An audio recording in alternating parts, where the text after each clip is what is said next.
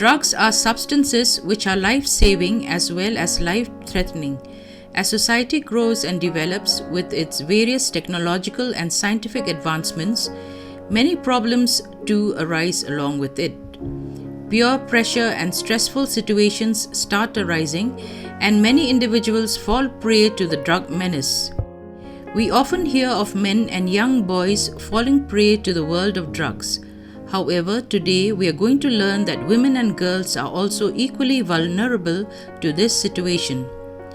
Let's watch and listen to what the panelists today speak about the impact of drugs on society and more so on women. A very warm welcome to our viewers today. Today, our topic of discussion is the impact of drugs in Meghalaya, especially on women. Drug is such a menace, and unfortunately in our state, it is on rise. Today with us, we have two esteemed panelists, Kong Yohandhar, who is welcome to our panel discussion today, who is a part of a program manager of VHAM FIDU. And also with us, we have Fidahun Dakhar, who is a counselor, a part of RSK and NHM and working in civil hospital. Welcome to our panels today. So as you know, the topic is of the impact on drugs, especially on women in Meghalaya.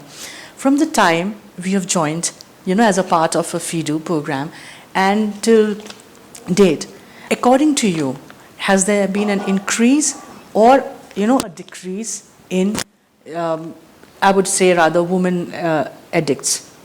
Basically, when we talk about the past, I've seen that, comparing with the present scenario, I've seen that there's an increase in using drugs among women.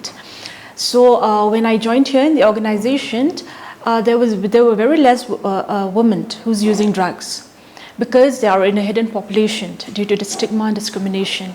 But as the year passed by, now we've seen that the increase of drug use among women is very high. Yeah. So when we talk about the increase, you have seen, like you have said, there has been a phenomenal change, unfortunately. So what, coming from the beginning until now, what do you think were the factors, or are they more aware to get, to come up open and seek help? What do you think is making the number go up or maybe recognized, as of now? Are they more aware, that's why they're getting themselves help, or is it other factors? Actually, it's not about being aware or unaware, okay? They were aware during like 5 to 10 years back also. But the problem in our society is about they have to think about their identity, and about being discriminated by the society. So that is why, especially when we talk about women, it is very difficult for them to come out of, even though they have started using drugs, even though that they know that there's a help, that they can, that they can get help. They are aware of it. But at the end of the day, because of the fear, they are not able to come out of, from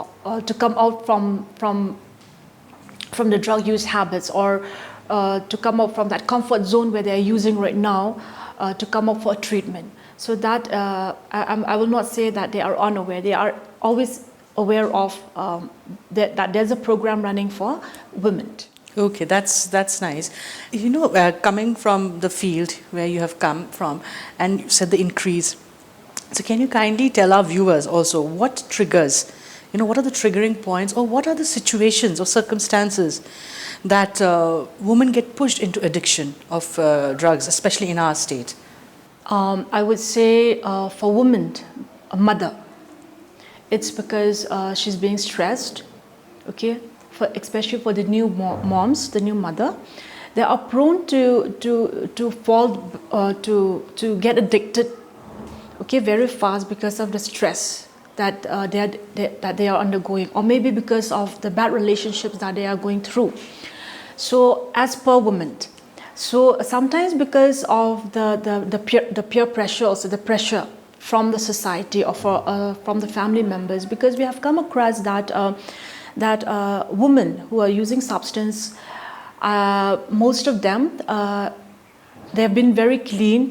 They have not been using drugs before marriage, But just after marriage, because they end up in a bad relationship, so sometimes because of the husband forced them to be in drug use also. So that is also one of the major problems that we have come across in our state right now. Okay, so it's the relationship factors, especially when it comes to women, and also the peer pressure Pressure, and then feeling unwanted by the society, and then out of curiosity is it's not a talk anymore, because that comes under the adolescent, all right. But then when it comes to a woman being a mother, I think stress is also one, and then the anxiety, that they get anxiety. We get that anxiety when you firstly become a new mom. So that is also one way that it might lead a woman to drug use. Yeah. So, that's something really eye-opening, because when we talk about women, we don't realize that mothers become addicted. So you've seen a lot of mothers being addicted to drugs, which is also very alarming, because at the end of the day they have children, and the children, it impacts the entire thing. So when we talk about women and their pushing factors, what makes them actually come out and seek help? And if you could elaborate for our viewers and for me too, that when they seek help, what is the how they are channeling it? Because I'm sure it's a tough journey to do, especially when you have highlighted that there are mothers who are getting pushed into addiction. We have these team, we call it an outreach workers team, where they go out and reach out to the population who are really in need of help when it comes to drug addiction among women. So because it's from the team itself, and then they reach out to these target populations, these drug users among women, and then that is how we are rendering our services to them. But at first, a woman will not be okay with us going and reach out to them also in the first place, because they'll feel like, that feeling uneasy to talk to, because they're not being used, and that love, the moment you started to talk to them in a very polite way, because and a very loving way, for them, they feel that they cannot accept that anymore, because that hatred that they've been getting from the society, it has reached to the point that trust issues for them also is not there anymore. So, but we are very thankful because of the services provided by the organization, and because of the team, of the outreach team, they were able to reach out to these population who are in a hidden population, so that they can come out for services if they need our help, if they really want to change.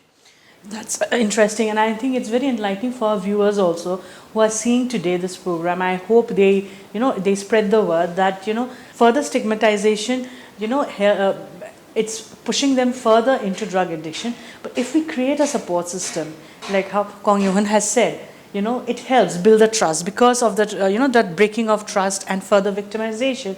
Coming to that, when the healing process starts, and I'm sure that is more important, especially for our viewers today, to take back something when we look at the healing process. You cannot just give us a little bit of brief about the healing process.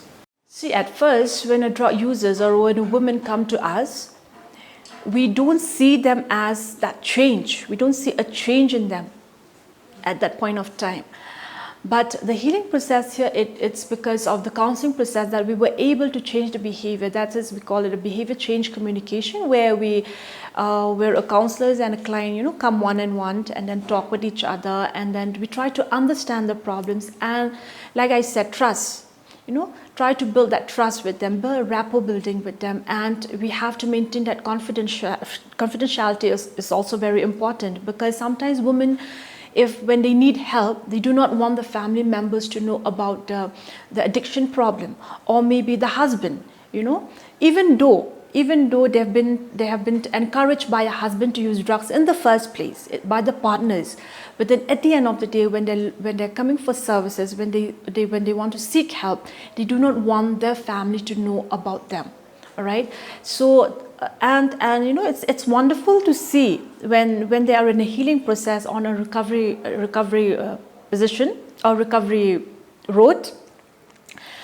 It's very challenging. It's a really challenging journey for an addict to come out of that addiction, because they are really scared. They will still have that fear within them, and that confidence.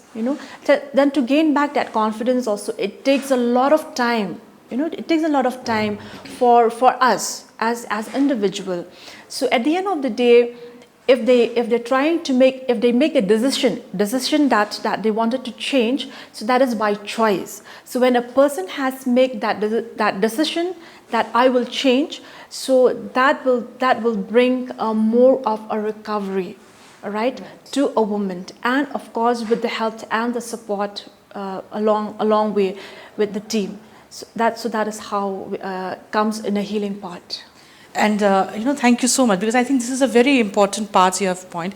And just a last parting shot. What would you like to say your viewers from before like ending the session? What would you like to just say a few words while to our viewers while listening? We all have problems in our life. We all have to fight. We all have our own battle. But at the end of the day, please do not choose drugs. Drugs is not a thing that you should choose in the first place. But seek help. We have an adolescent health counselors. We have the organization where you can come out easily from your own comfort zone to come and seek for help. So and especially for young mothers and for the adolescent, if you can say no to drugs, that will make you a better person, because everything is by choice at the end of the day. Thank you.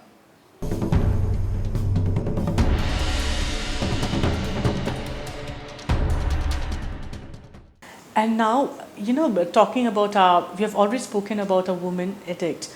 Now let's focus on the young people, because unfortunately in today's situation, you see a lot of young people also getting into drugs. As Kong Yohun said that, it was a surprising and eye-opening for us that mothers are getting pushed into addiction. So as a counselor dealing with adolescents, how do you think the numbers have increased, decreased, and the scenario, if you could elaborate for our viewers here?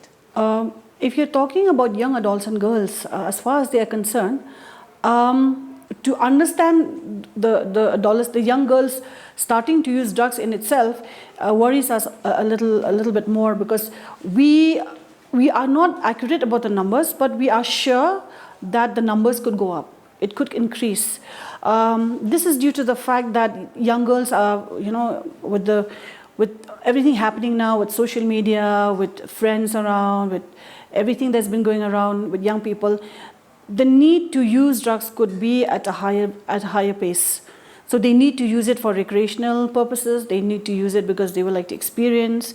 They may need to use it because of peer pressure, of friends around them, or they feel, they need to identify themselves with somebody who's using, probably that acceptance that they need. So like that, the scenario of young girls taking could be on the rise. It could be on the rise, because drugs now is a problem that is everywhere. We cannot, separate the fact that drugs are only affecting young boys or young adolescents who are male. But we are also looking to a scenario because young girls also have the tendency, to actually be using it for all those purposes. So there could be an increase, definitely. Okay, coming to increase of, like we have seen in the other women's factors also, there are a lot of push factors. And you are dealing with adolescents at a daily basis. So you see a lot of circumstances, obviously, case subjective and a lot of different things. So according to you, as a counselor who's been here for so long and you've been interacting with so many, situation oriented, what would you say were, the pull factors, or rather say push factors for young adolescents and like you said, girls now, because we used to always identify with just boys having what you said, like girls getting into. What would you say the push factors or the circumstances are in our state, specific to our state? When you look at adolescents in that scenario, this is both in context of both girls and boys. They're growing up. Adolescent is a period where they're growing up, constitutes a lot of issues actually. One of them is the experimental age, okay, and because they need to experiment, probably they start using drugs because they would like to know how it is, or how does it taste, or how does it affect them? Because looking at others using, probably the need to know more about the drugs, the need to know more how it works, the need to know more about what can happen if they start using. So because their hormones are still in chaos, so the need to be a part of a very energetic group, or to be to be energized at this young age, is one of the main reasons that young people take drugs. And when you look at young girls, girls are more vulnerable than young boys, than adolescent boys, because their hormones starts to change. So at that point of time, when hormones starts to change, they have a lot of developmental issues. Number one would be physical. They need to feel healthy. They need to feel they need to have a good proportionate figure. They need to be in tune with how they dress, and they need to be in tune with how they look. And the second would be mental issues. At this point of time, a lot of changes are taking place within their body, within their growth and development. And one of the issues that is changing would be the emotional well-being of the person, of the adolescent girl.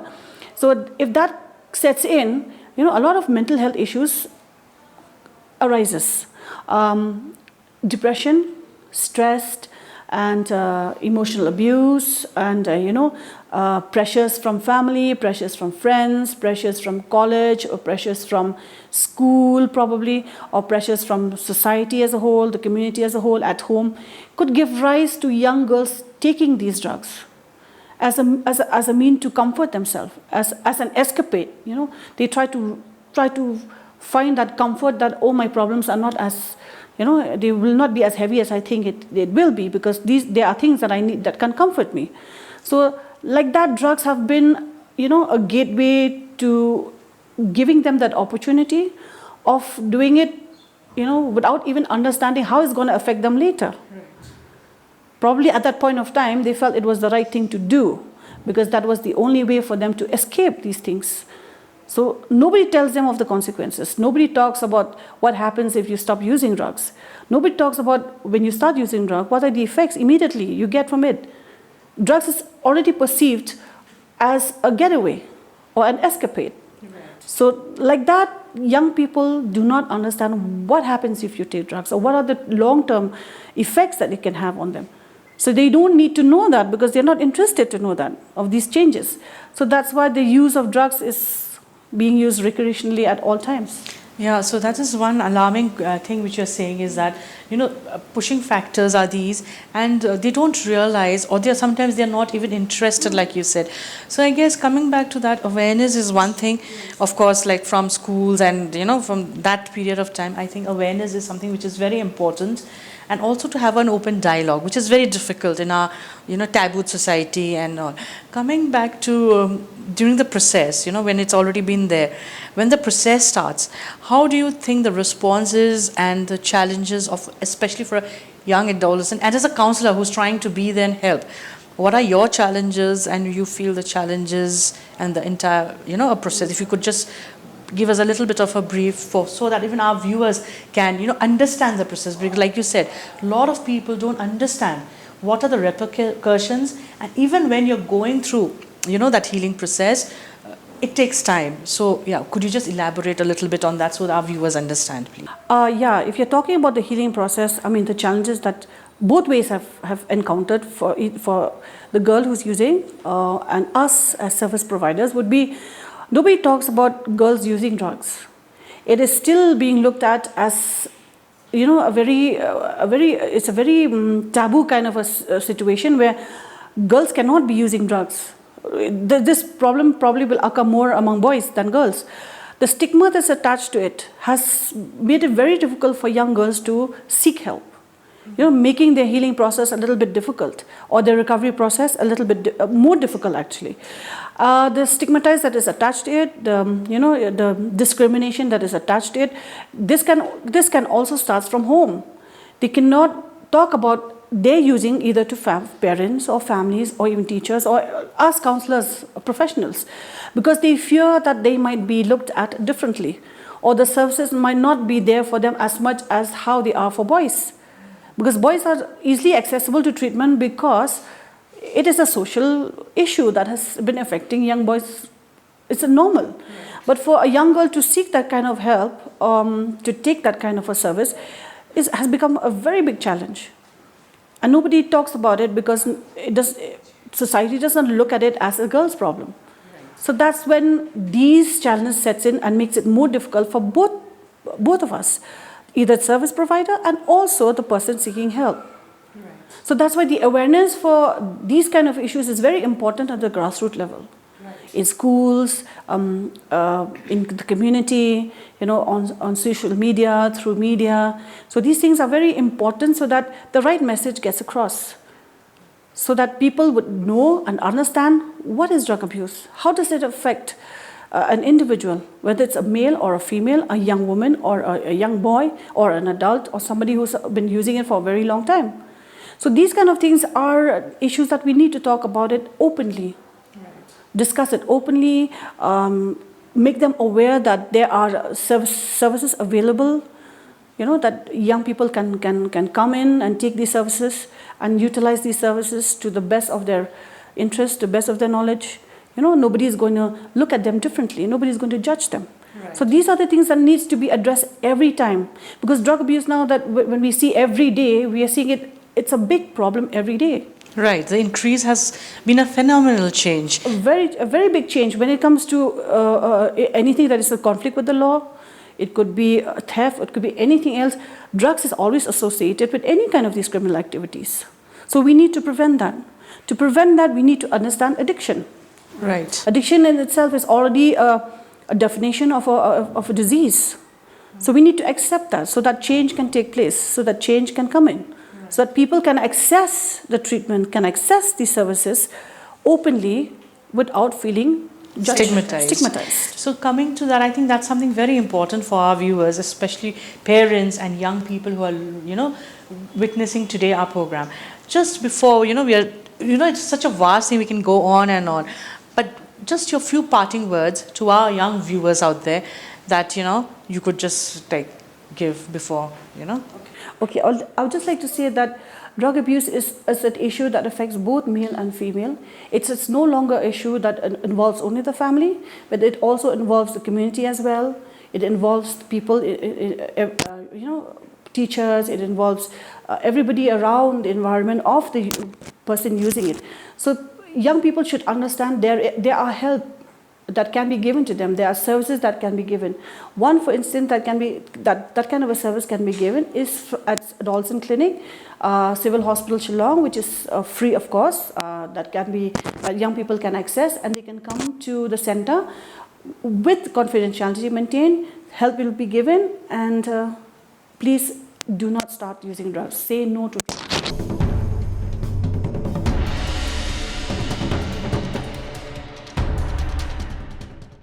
Now we would have with us someone who has battled all challenges and in the process of recovery.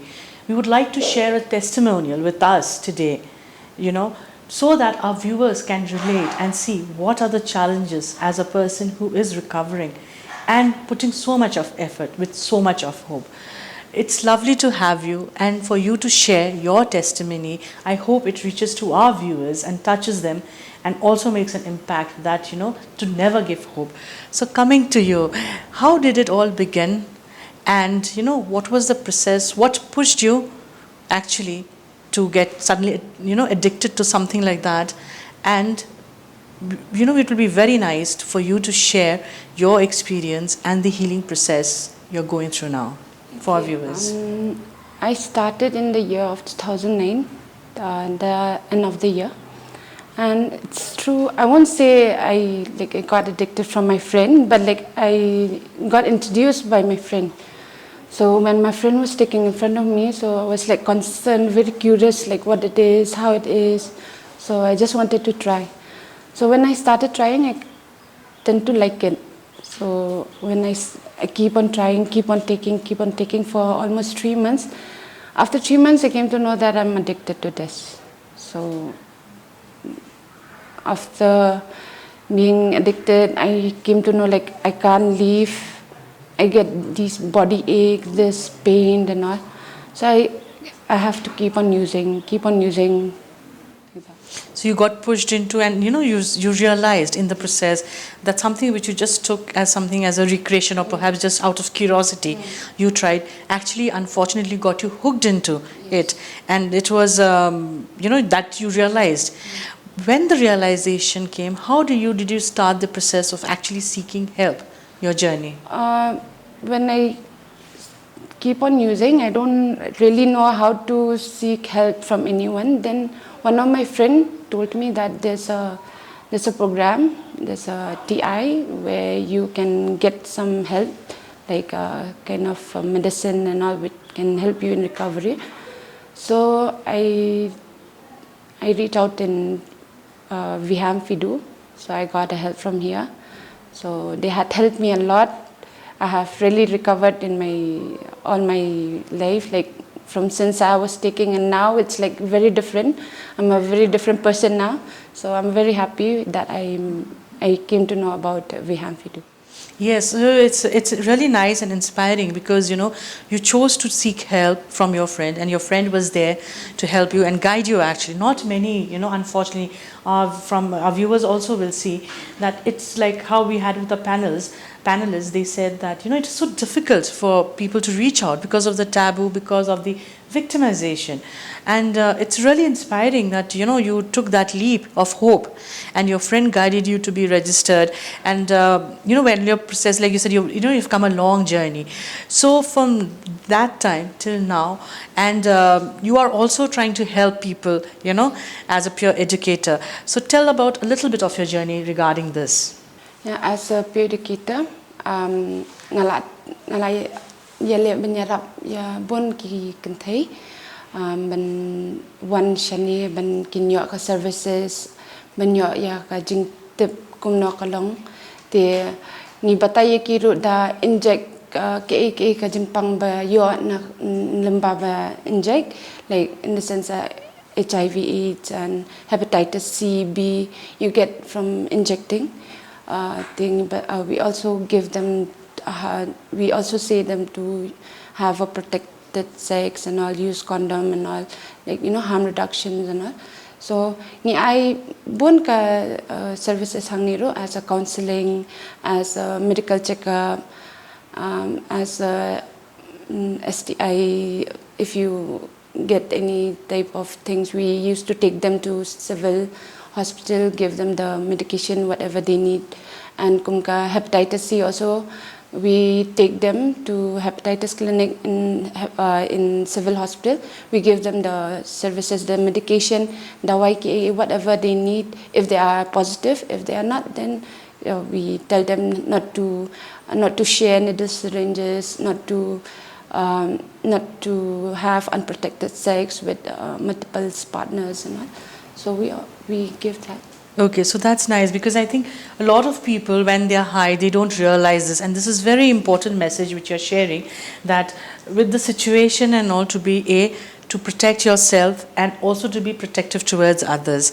And with your journey, I'm sure sharing your journey, it is really inspiring, because it takes a lot of courage for a person to actually realize that there's an addiction. I think that is the biggest challenge, to realize that you have an addiction and then to seek help. You are doing that. All the best. You're still in the in the process, and it's been for so long. And congratulations for working and actually working towards helping others also.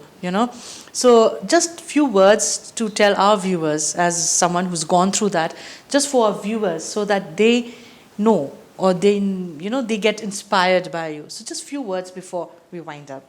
For the viewers, I just want to say, you should not hide. At least come forward, seek for help. You can always contact or come over here for the help. And I have recovered, and it really helps me all this journey for my recovery. Since my recovery till now, I have helped. I have been a very responsible person now. I have been a very different person. So I think so it will help. When it helps me, it will help the others too. We have so much to talk about. Unfortunately, as we are running out of time, it has been an inspiring journey, and I hope our viewers could relate to our story today and sharing of our panelists. Thank you once again to all our panelists and for you sharing an inspiring story today with us and our viewers. I hope our viewers get and relate to and feel encouraged, especially younger people, feel encouraged to come forward and seek help, even the women. And you've realized with our discussion today that the confidentiality is maintained and you can approach these two places, especially civil for adolescent and rehab for women seeking help. Please come forward if you know someone and guide them in the right way. I hope today as a society we stand up, we stop further victimizing and create a support system for our people to come and fight this drug menace. As a society, as an individual, let us help each other and stand up for something which is actually being harmful to our society. With that, thank you viewers, and I hope you take back the story and relate and understand and feel encouraged to do so. Thank you once again.